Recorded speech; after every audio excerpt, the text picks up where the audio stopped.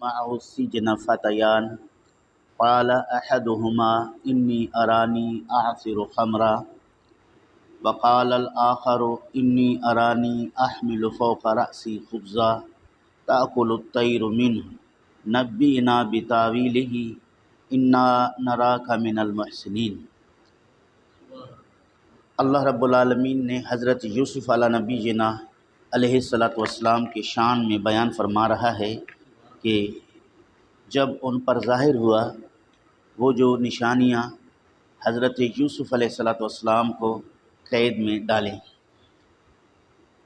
وَدَخَلَ مَعَهُ السِّجْنَ فَتَيَانِ، حضرت یوسف علیہ الصلاۃ والسلام کے ساتھ دو نوجوان قید میں داخل کیے گئے، یعنی انہیں جیل میں ڈال دیا گیا۔ دو اور نوجوان جو حضرت یوسف علیہ الصلاۃ والسلام کے ساتھ قیدی بن کر جیل میں گئے۔ مفسرین فرماتے ہیں کہ وہ دونوں بادشاہ کے خاص ملازم تھے۔ ان میں سے ایک کی ڈیوٹی تھی کہ بادشاہ کے کھانے پینے کا انتظام کرے، اور دوسرے کی ڈیوٹی تھی کہ وہ بادشاہ کو شراب وغیرہ جو چیزیں اس وقت مشروبات میں پلائی جاتی تھی وہ پلایا کریں۔ پھر ان دونوں پر یہ الزام عائد ہوا کہ انہوں نے زہر ملا کر بادشاہ کو قتل کرنے کا پروگرام کیا ہے۔ اس الزام کے تحت ان دونوں کو جیل بھیج دیا گیا۔ اب وہ دونوں جیل میں حضرت یوسف علیہ الصلاۃ والسلام کے ساتھی بنے۔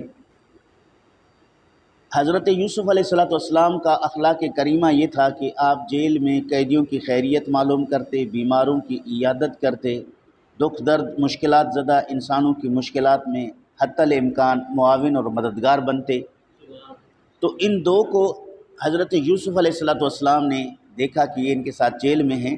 قال احدہما، ان میں سے ان دو میں سے ایک نے بولا، انی ارانی آثر خمرا، میں خواب دیکھ رہا ہوں کہ میرے پاس انگور کے گچھے ہیں، میں ان کو نچوڑ رہا ہوں اور بادشاہ کا کاسا میرے ہاتھ میں ہے، میں ان کے لیے شراب تیار کر رہا ہوں۔ وقال الآخر انی ارانی احمل فوق راسی خبزا، دوسرے نے کہا کہ میرے سر پر ایک ٹوکرا ہے، اس میں روٹیاں ہیں، تاکل الطیر منہ، اور پرندے میرے سر سے ان روٹیوں میں سے کھا رہے ہیں۔ نبئنا بتاویلہ، ہمیں ان کی تعبیر بتا، انا نراک من المحسنین، بے شک ہم آپ کو بڑا نیکوکار دیکھ رہے ہیں۔ ان دونوں نے حضرت یوسف علیہ الصلاۃ والسلام کے سامنے اپنا خواب ذکر کیا۔ چاہیے تھا کہ حضرت یوسف علیہ السلام ان کو خواب کا تعبیر بتاتے، لیکن حضرت یوسف علیہ الصلاۃ والسلام نے اپنے شان نبوت کا اظہار فرمایا۔ اللہ رب العالمین کی انہیں وحدانیت کا درس دیا، اس کے بعد ان کے خواب کی تعبیر کی۔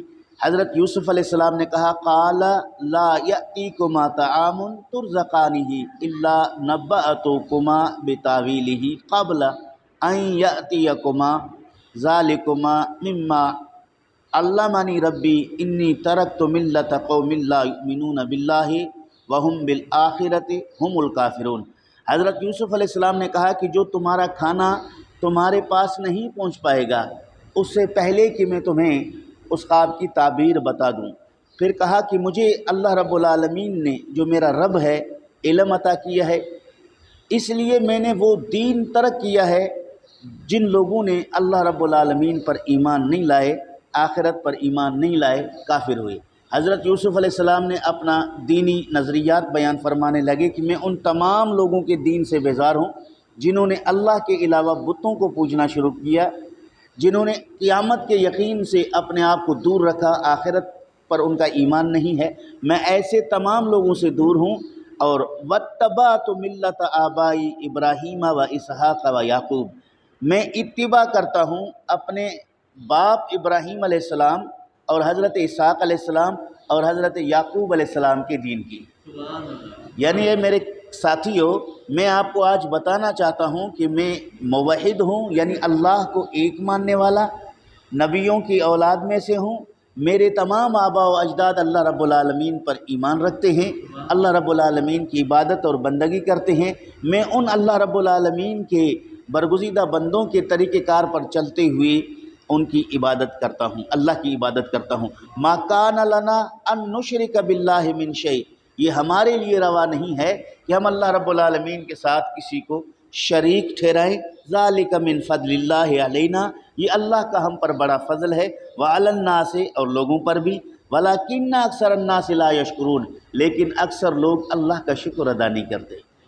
مفسرین نے کہا کہ حضرت یوسف علیہ السلام نے اب ان کی تعبیر بتانے سے پہلے انہیں دین کی دعوت کیوں دی اور اللہ رب العالمین کی وحدانیت کا ذکر کیوں کیا، اپنے آباء و اجداد کا ذکر کیوں کیا۔ مفسرین لکھتے ہیں کہ حضرت یوسف علیہ السلام نے تعبیر سے سمجھ لیا کہ ایک کو آزادی ملے گی اور دوسرے کو سولی پر چڑھایا جائے گا، وہ مشرک ہو کر جیل میں مرے گا، اس وجہ سے اس سے پہلے کہ اسے اسلام کی طرف دعوت دیا جائے، اللہ کی وحدانیت کی طرف دعوت دی جائے، تاکہ وہ دین حق پر آ کر اس کے بعد اگر اس کو سولی مل جائے تو مسلمان ہو کے مرے، مسلمان ہو کے فوت ہو جائے۔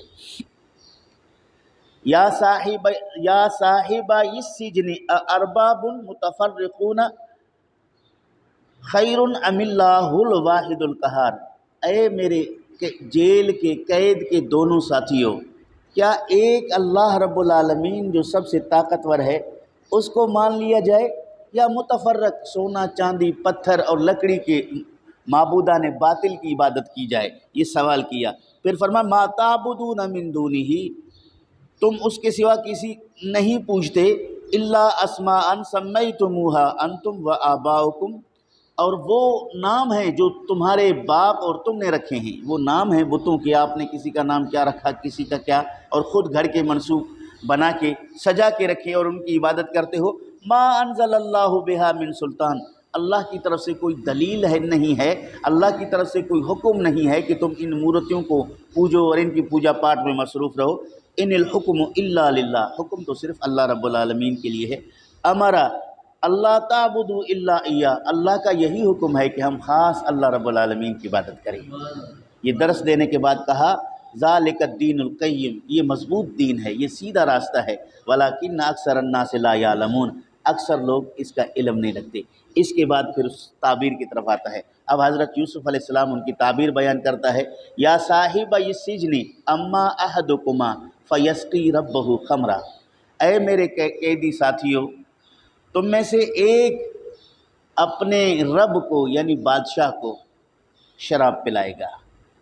جس نے انگور کو نچوڑتے بادشاہ کی کاسہ میں اس کے رس کو جمع کر رہا تھا، اسے کہا گیا کہ تو آزاد ہو کر جائے گا، بادشاہ عنقریب تجھے بلائے گا، پھر تیرا وہی عہدہ بحال ہوگا جس پر تو تھا۔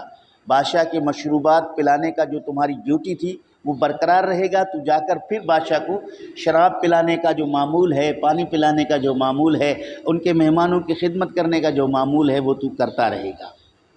وَأَمَّا الْآخَرُ، اور دوسرے سے کہا فَيُسْلَبُ فَتَأْكُلُ الطَّيْرُ مِنْ رَأْسِهِ، اور تجھے دوسرے سے کہا کہ تجھے سولی پر لٹکا دیا جائے گا، تجھے پھانسی لگے گی، اور تیرے اس جنازے کو، لاشا کو اسی جگہ لٹکے ہوئے چھوڑ کے جائیں گے، پھر تیرے سر کو پرندے نوچ کر کھائیں گے۔ جو پرندے جانوروں کا گوشت کھاتے ہیں وہ پرندے تجھے لٹکا ہوا دیکھ کر تیرے سر کو نوچیں گے، یعنی تیرے سر میں سے کھائیں گے۔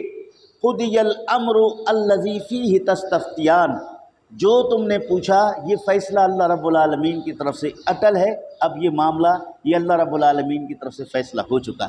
مفسرین فرماتے ہیں کہ حضرت یوسف علیہ السلام نے یہ جو آخری بات ان سے کی کہ اللہ رب العالمین کا نہ ٹلنے والا فیصلہ ہے، اب ہو چکا، جو میں نے تعبیر بیان کیا ویسے ہی ہوگا۔ مفسرین لکھتے ہیں کہ وہ دونوں ہنسنے لگے اور یہ کہنے لگے کہ ہم نے کوئی خواب آپ نہیں دیکھا، ہم نے تو آپ کا امتحان لینا چاہ رہا تھا کہ آپ کتنے ماہر ہیں، آپ کو پتہ ہونا چاہیے کہ ہم نے خواب نہیں دیکھا اور آپ نے ہمیں تعبیر بتا دی۔ اس موقع پر حضرت یوسف علیہ السلام نے کہا جو تم نے پوچھا، دیکھا یا جھوٹا، جو بھی تم نے پوچھا اور میں نے جو بھی تمہیں تعبیر بتا دی اس کا فیصلہ ہو چکا، اس کا فیصلہ ہو چکا۔ چونکہ یہ کوئی عام زبان سے لفظ نہیں نکلے ہیں، یہ اللہ کے نبی کی زبان سے الفاظ نکلے ہیں۔ اللہ کے نبی جو تعبیر بتائے وہ ظنی نہیں ہوا کرتے، وہ گمان نہیں ہوا کرتا، بلکہ وہ یقینی خدا کی طرف سے فیصلہ ہوا کرتا ہے۔ ہاں کوئی عام آدمی اگر خواب کی تعبیر بتا دے اس تعبیر کے مطابق کوئی فیصلہ نہ ہو تو وہ اس شخص کے علم تک، اس شخص کے مقام اور مرتبے تک کی بات ہے۔ اگر اللہ کے نبی کی زبان سے جو الفاظ نکلیں، اللہ تعالیٰ جل شانہ اپنے نبی کی زبان کو کبھی غلط ہونے نہیں دے گا۔ جو تم نے پوچھا خواب کے مطابق جو تعبیر نبی نے بتایا وہ ہو کے رہے گا۔ ابھی 3 دن ہی گزرے تھے، ایک کو بادشاہ نے بلا لیا کہ تو بے قصور ہے، تو اپنا ڈیوٹی سنبھال دے۔ دوسرے کو کہا کہ تو شرارتی ہے، تو میرے قتل کا پروگرام کر رہے تھے، اور جلاد کو حکم دیا کہ اسے پھانسی پہ لٹکا دو، یہ لوگوں کے لیے عبرت بن جائے۔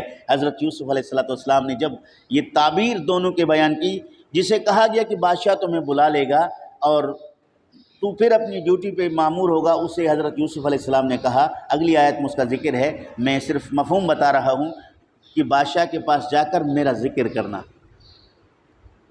بادشاہ کو یہ بتانا کہ ایک شخص ہے جس کا کوئی گناہ نہیں، وہ قید میں ہے، اور اسے بے گناہی کے معاملات سے نجات دلایا جائے، میرا ذکر اس بادشاہ سے کرنا۔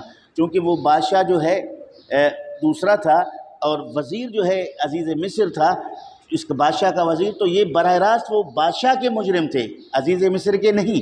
ان کو حضرت یوسف علیہ السلام نے تعبیر بتا دی، ان میں سے جس کو رہائی ملنا تھا اسے بادشاہ کی طرف یاد دہانی کا ذکر کیا، لیکن شیطان نے اس سے یہ باتیں بلا دی۔ حضرت یوسف علیہ السلام مزید جیل میں رہے، اور مفسرین کے قول کے مطابق آپ 12 سال قید میں رہے۔ تو اس کے بعد پھر بادشاہ خود خواب دیکھتا ہے، اور پھر تمام لوگوں کو بلا کر اس کی تعبیر پوچھنا چاہتا ہے، سب عاجز آتے ہیں۔ تب اسی ملازم کو یہ بات یاد آتی ہے کہ ہاں وہ بندہ بھی ہے جیل میں، قید میں، جس نے ہمیں خواب کی تعبیر بتائی تھی۔ بادشاہ سے اس کا ذکر کیا کہ جیل میں ایسا آدمی ہے جو خواب کی تعبیر ایسا درست اور صحیح بتاتا ہے، اس سے اگر مجھے اجازت ہو تو میں جا کے ان سے خواب پوچھوں۔ تو پھر انہیں بھیجا جاتا ہے۔ یوسف علیہ السلام کے پاس آ کر وہ بادشاہ کے خواب کی تعبیر پوچھتا ہے، وہ جواب جا کے بادشاہ کو سنایا جاتا ہے۔ پھر بادشاہ کہتا ہے کہ اسے قید سے آزاد کرو اور میرے پاس لاؤ، اب میں اس کو کوئی حکومتی عہدہ عنایت کروں گا جس میں جا کر وہ ملکی معاملات کو جو ہے بہتر طریقے سے چلاتا رہے۔ تو اس پر انشاءاللہ کل گفتگو کریں گے۔ یہاں سے پتہ چلا کہ اللہ کے برگزیدہ بندوں کا امتحان نہ لیا جائے، اس کو نہ آزمایا جائے۔ امتحان کے نیت سے، تجربے کی نیت سے اللہ کے نیک بندوں کو تنگ نہ کیا جائے، اس کا رزلٹ بڑا خطرناک ہوتا ہے۔ جیسے یوسف علیہ السلام کو آزمانے کے لیے یا اس پر ہنسی مذاق کے بہانے سے کھڑی ہوئی باتیں پوچھنا یہ ٹھیک نہیں ہے۔ تو اسی طرح علماء نے اس کی تفسیر میں لکھا ہے کہ دینی مسائل جس کی ضرورت ہے وہ پوچھا جائے، نہ کہ کسی عالم دین یا کسی شیخ طریقت کو آزمانے کے لیے عجیب قسم کے سوالات بنا کے اس کا وقت ضائع کریں، یہ شرعاً گوارا نہیں ہے۔ اللہ تعالیٰ جل شانہ عمل کی توفیق نصیب فرمائے۔